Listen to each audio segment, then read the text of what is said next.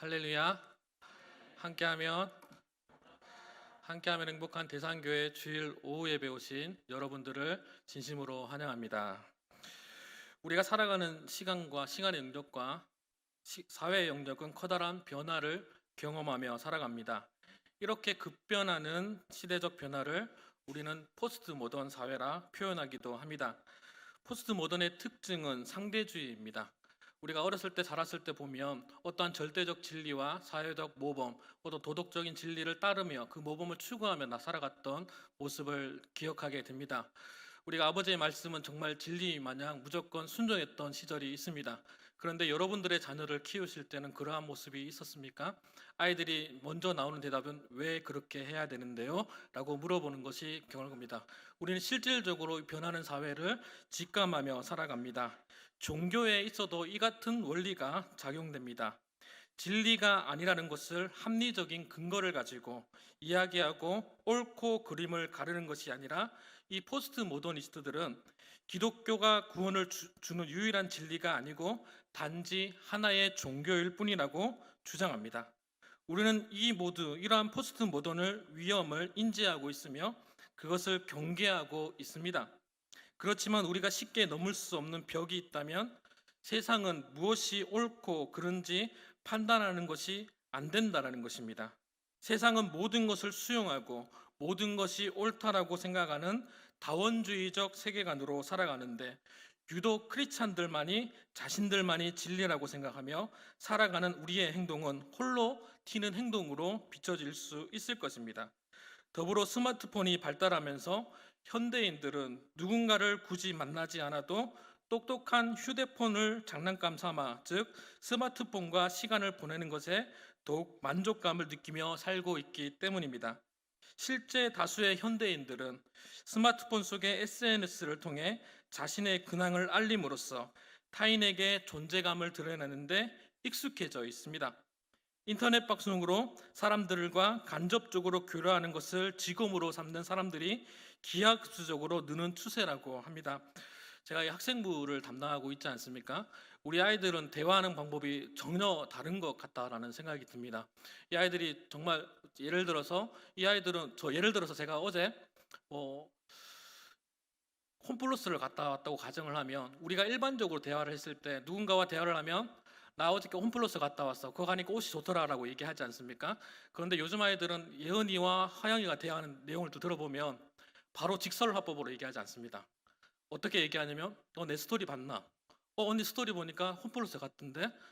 그래, 홈플러스 가서 보니까 그 옷 예쁘더라.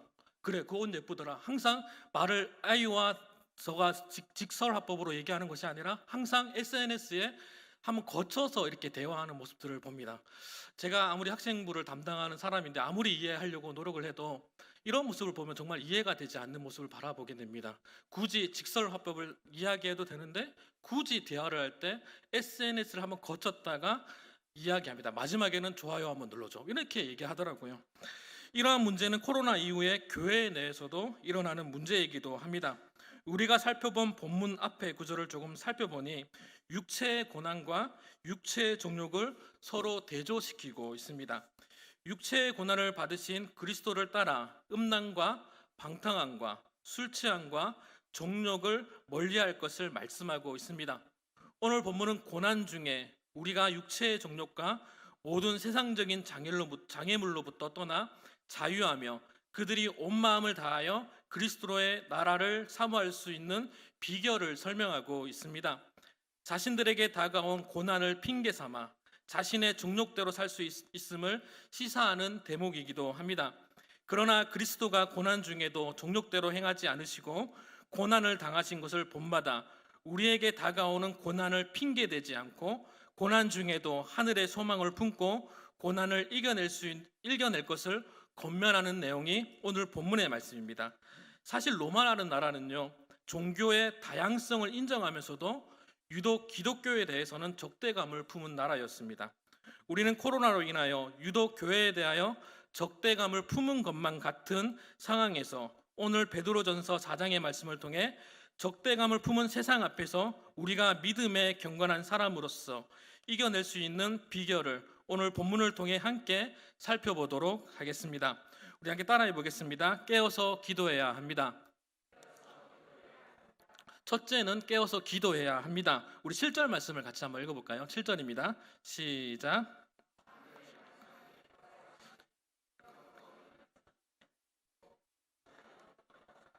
아멘. 믿는 자들이 가장 착각할 수 있는 것은 축복이 세상이 아닌 다른 곳에 있음을 들었고 믿고 있지만 마치 우리가 살아가는 사회 현장은 오랫동안 살 것만 같은 생각을 가지고 살고 있습니다. 그러나 부주의함에 빠져서 하늘 소망을 품지 못하고 육체의 정욕에 빠져서 살아가는 성도들의 나태함으로부터 깨우쳐 주기 위하여 만물이 가까이 왔다라는 것을 상기시켜 주고 있습니다. 만물이 가까이 왔다라는 의미가 무엇인가요? 우리는 대부분의 생각은 이 세상은 영원히 존재할 것만 같은 생각 속으로 망각 속에 살아갑니다. 죽음을 두려워하면서도 실상은 마치 영원히 살 것처럼 행동하고 육체의 종욕에 따라 행동하는 우리의 모습을 보게 됩니다. 따라서 우리는 정신을 똑바로 차리지 않으면 육체의 정욕대로 살아갈 수밖에 없는 재성을 지닌 존재들입니다. 그러한 의미에서 3절의 말씀을 살펴보면 너희가 음란과 정욕과 술 취함과 방탕함과 향락과 무법한 우상 숭배를 하여 이방인의 뜻을 따라 행한 것을 지나간 때로 족하도다라고 이야기하고 있습니다. 이 말씀은 우리가 단순하게 세상의 유혹에서 버티는 정도의 말씀이 아니라 하늘 소망을 품은 그리스도인처럼 행동할 것을 이야기하고 있는 것입니다. 예수님께서도 이와 같은 말씀을 하셨습니다. 마태복음 25장 13절 말씀에 그런즉 깨어 있으라 너희는 그날과 그때를 알지 못하느니라. 우리가 현재가 얼마 영원할 것처럼 망각하고 살아가지만 그때가 언제인지는 그 누구도 알 수 없습니다. 따라서 우리는 늘 깨어 있어야 합니다. 늘 정신 차리고 있어야 합니다. 그렇다면 기도는 무엇입니까? 세상의 주인이 하나님이심을 믿는 신앙의 고백이지 않습니까? 우리의 마음을 하나님께 전달하는 우리의 행위잖아요. 우리가 정신을 바짝 차리고 기도해야 하는 이유는 바로 이것입니다. 내 삶의 주인이 하나님이심을 늘 정신 차리고 근신하여 기도해야 합니다. 우리가 간사해서 육체의 정욕에 따라 행할 때가 너무 많습니다. 정신을 차리지 않으면 언제나 내 뜻대로 행할 때가 있습니다. 따라서 믿는 자들은 정신을 똑바로 차리고 자신의 모든 힘은 주님께 의존하는 것이 필요합니다. 기도는 하나님의 뜻을 내 삶을 통해 이루어낼 수 있도록 능력을 달라고 우리가 요구하는 것이지요. 우리의 필요를 구하는 것이 기도라 할 수 없겠지요. 우리는 언제나 하나님의 뜻이 우리의 삶을 통해 이루어질 수 있도록 정신을 똑바로 차리고 기도해야 합니다. 또한 이 세상에서 우리가 승리할 수 있는 두 번째 비결은 서로 열심히 사랑해야 합니다. 우리 한번 따라하겠습니다. 서로 열심히 사랑해야 합니다. 우리 8절과 9절 말씀을 같이 한번 읽어보도록 하겠습니다. 8절과 9절입니다. 시작.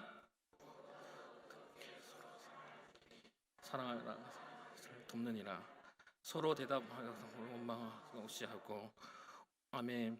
오늘 본문에서 베드로가 무엇보다도 먼저 사랑을 이야기하는 것은 사랑이 우리를 온전케 하는 보증이 되기 때문입니다.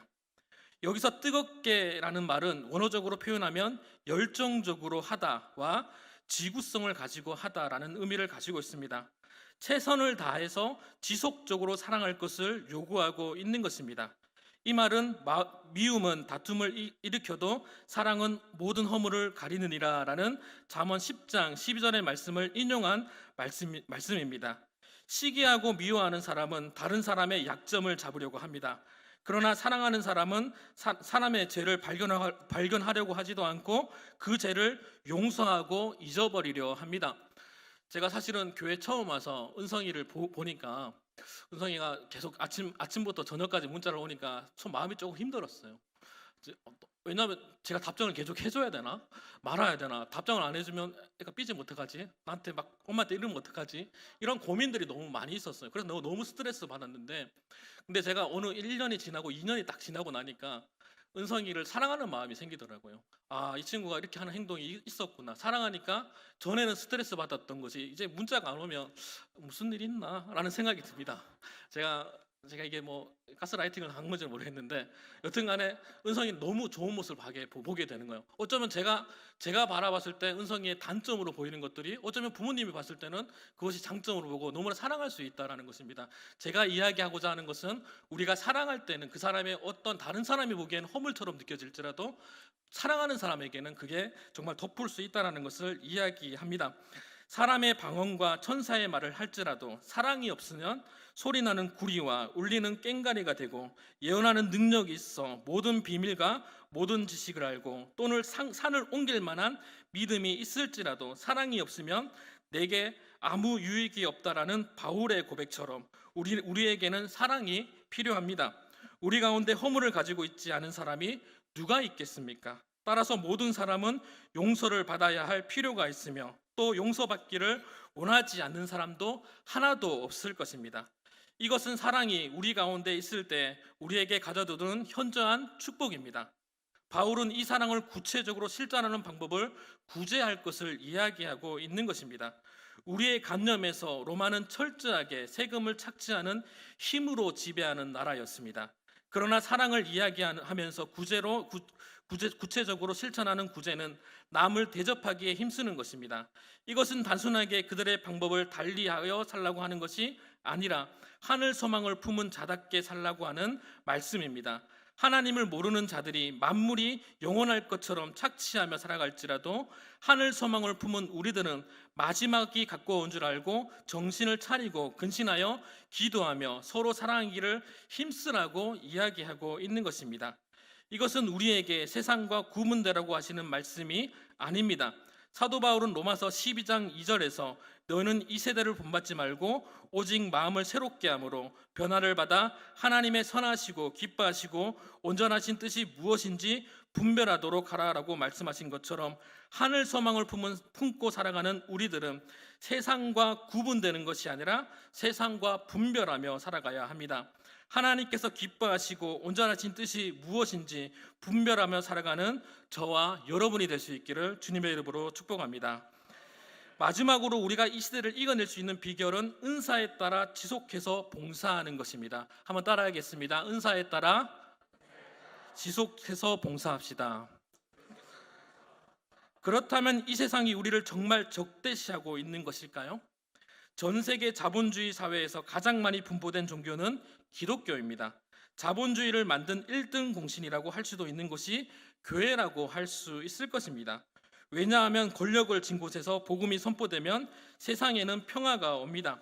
세상이 교회를 적대감을 품은 것 같은 이유는 어쩌면 교회를 향한 본질을 회복해 달라고 철저하게 외치고 있는 것일지 모릅니다. 자본주의의 잔혹성을 회복할 수 있는 길이 교회에 있는 줄 믿습니다. 사람들에 대한 존엄성을 가지고 있는 유일한 세계관을 가지고 있기 때문입니다. 사람은 하나님의 형상으로 창조된 존재입니다. 하나님과 소통할 수 있으며 하나님의 뜻을 알 수 있는 지혜를 가진 존재입니다. 여기에는 사랑이 있습니다. 하나님은 그의 아들을 통해 우리를 구원하셨습니다. 사람을 위하여 독생하신 예수 그리스도께서 돌아가셨습니다. 그만큼 존귀한 존재가 바로 사람인 것입니다. 자본주의의 왜곡을 바로잡을 수 있는 것은 교회인 우리가 말씀의 본질로 돌아가는 것에 있습니다. 참혹하고 잔인한 현실 앞에 교회는 처절하게 회개해야 합니다. 교회당이 화려하게 올라가고 있지만 우리의 이웃은 잔혹하게 무너지고 있다면 우리는 회개하고 회복해야 합니다. 그 시작은 본래 교회를 살피고 자발적으로 불편을 감당하는 교회로 거듭나야 합니다. 우리 10절 말씀을 같이 한번 읽어보도록 하겠습니다. 10절입니다. 시작. 하나님의 여러 가지 은혜를 맡은 청지기 같이 서로 봉사하라. 아멘. 각각 은사를 받은 대로 은혜를 맡은 청지기 같이 서로 봉사하라고 말씀하십니다. 세상의 모든 것이 하나님의 것인데 모든 것이 자기의 것인 것처럼 살지 말라고 하는 말씀인 것 같기도 합니다. 어쩌면 세상은 우리를 위선적으로 바라볼 수도 있습니다. 왜냐하면 세상은 권력이 눈에 보이는 돈이기 때문입니다. 세상 사람들이 보이는 교회는 어쩌면 돈으로 보일 수 있습니다. 우리가 마지막 때가 가까웠을 때 죽을 때가 가져갈 수도 없는 그 물질이 권력이 되어서 되겠습니까? 눈에 보이는 물질이 세상에서 비록 권력이 되겠지만 하늘 소망을 품은 우리에게는 주시는 능력은 하나님이 공급하시는 힘일 것입니다. 우리의 권력은 하나님입니다. 세상은 창조하시고 우리를 이끌어 가시는 그 하나님께서 선한 능력으로 우리 각자에게 주시는 은사에 따라 이 세상을 섬길 수 있는 청지기로서 우리를 부르셨습니다. 따라서 우리는 각자 은사를 받은 대로 세상 속에서 분별하며 살아가는 우리가 되었으면 좋겠습니다. 지금 우리 자신들에게 다가온 고난을 핑계 삼아 자신의 정욕대로 살 수 없는 이유는 우리를 위하여 죽으신 하나님의 사랑 때문인 줄 믿습니다. 오늘 본문을 통해서 우리에게 주신 말씀은 마지막이 다가온 것을 인지하고 하늘 소망을 품으며 천국을 소망하는 자답게 정신을 똑바로 차리고 근신하여 기도해야 한다고 말씀하셨습니다. 무엇보다도 열정적으로 꾸준하게 사랑할 때 하나님께서 주신 은사에 따라 세상을 살아낼 세상이 우리를 적대적으로 바라보지 않게 될 것입니다. 기도한다라는 것은 세상의 주권이 하나님의 것임을 인정하는 기본적인 신앙의 고백입니다. 하나님을 사랑하는 사람은 하나님을 사랑하며 이웃을 사랑하게 됩니다. 세상이 우리를 적대감을 느낀다고 생각하지 마십시오. 하나님을 영화롭게 할 수 있는 우리에게 세상이 기대할 수 있음을 기억하시며 이 세상 가운데 분별하며 살 수 있기를 소망합니다. 하나님의 절대 주권을 인정하며 살아가는 우리에게 하나님 사랑과 이웃 사랑을 실천할 수 있는 성령의 능력을 우리에게 부어주실 줄 믿습니다. 제가 이번에 서울에 잠깐 총신대 교육을 갔다 왔거든요. 이게 지방신학교 대학교에서 총회에서 지방신학대학교는 이제 총신대 교육 총회 교육을 다시 받아야 한다고 해서 총신대에 올라가서 2주 정도 교육을 받았습니다. 거기서 이제 이게 여러분들의 어떤 신앙생활 어찌 전도사들이 따라가겠냐마는 젊은 전도사님과 나이 많은 전도사님, 제가 항상 기준이 되더라고요. 저보다 나이가 많으면 나이 많으신 분이고 저보다 어리시면 젊은 전도사님이더라고요. 그래서 젊은 전도사님들이 이런 이야기를 하는 거예요. 세상의 문화가 이제 교회를 앞질렀다. 그렇기 때문에 교회는 더 이상 희망이 없다라는 이야기를 하면서 이제 목회를 하겠다고 하는 사람들이 정말 패배의식의 이야기들을 계속하는 주고받는 것을 바라보게 되었습니다. 그런데 나이 많으신 한 윤대열 장로님 정도 되시는 전도사님, 늦게 이제 신학을 하신 전도사님이 이런 얘기를 하는 거예요. 나는 목회를 할 생각은 없지만 신학 공부를 하면서 강도사를 준비하고 있지만 너희들이 말하는 것들에 대해 나는 반발을 하겠다라고 이야기하면서 무슨 말을 하냐면 세상의 문화는 우리 때에도 세상의 문화는 압도적으로 우리를 앞서 나갔다. 술과 담배의 문화는 앞서 나갔는데 우리의 생각의 차이다. 우리는 늘 기도하였고 세상을 사랑하였다. 그런데 너희들은 시스템을 사랑했지 세상을 사랑한 영혼이 있냐?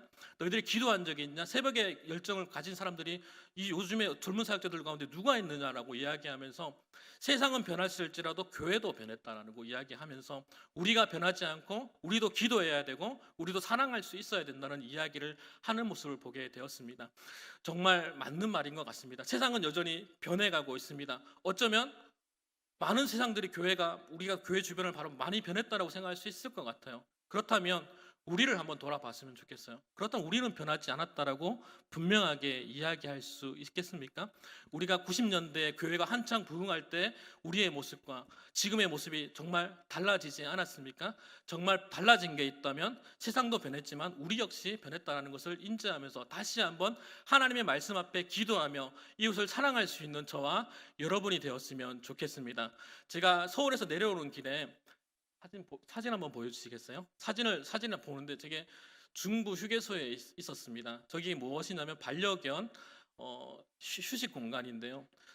제가 고속도로를 한번 다녀보지 않다가 이제 고속도로 한번 타면서 저걸 봤는데 어떤 생각을 했냐면 서울에 있는 교회들은요 이미 저 부분에 대해서 이제 논의가 되고 있대요. 큰 교회들은 이제 반려견도 교회 안에서 저렇게 반려견을 보호하는 기간이 있어야 되고 또 반려견들을 보호해주는 전도사들을 비치해야 된다는 논의가 벌써 진행되고 있다라고 이야기하더라고요. 이미 세상은 이렇게 변해가고 있습니다. 그런데 요것이 문제가 아니라 우리가 하나님의 말씀 앞에 온전하게 붙잡아 있고 우리가 기도하고 세상을 사랑하는 마음이 있다면, 세상은 변할지라도 하나님 말씀 가운데 한 영혼을 사랑하는 마음이 있다면 하나님은 성령께서 우리의 기독교 문화를 압도적으로 세상을 승리할 수 있도록 우리 가운데 이끌어 가신다라고 생각합니다. 우리 가운데 그러한 성령의 역사, 성령의 스피릿을 여러분들은 경험하셨지 않습니까? 우리 어른 세대들은 다 경험하신 세대이지 않습니까? 저는 어쩌면 그 세대를 본받아서 누리는 세대였고, 여러분도 그 하나님 성령의 그 스피릿, 그 하나님의 그 문화를 누렸던 부흥의 세대였지 않습니까? 다시 한번 그 부흥의 열기와 기도했던 것들과 하나님 사랑하는 것과 우리의 은사에 따라 세상을 섬기는 그런 것들이 회복될 수 있도록 함께 기도하며 나아갈 수 있는 저와 여러분이 될 수 있기를 주님의 이름으로 축복합니다.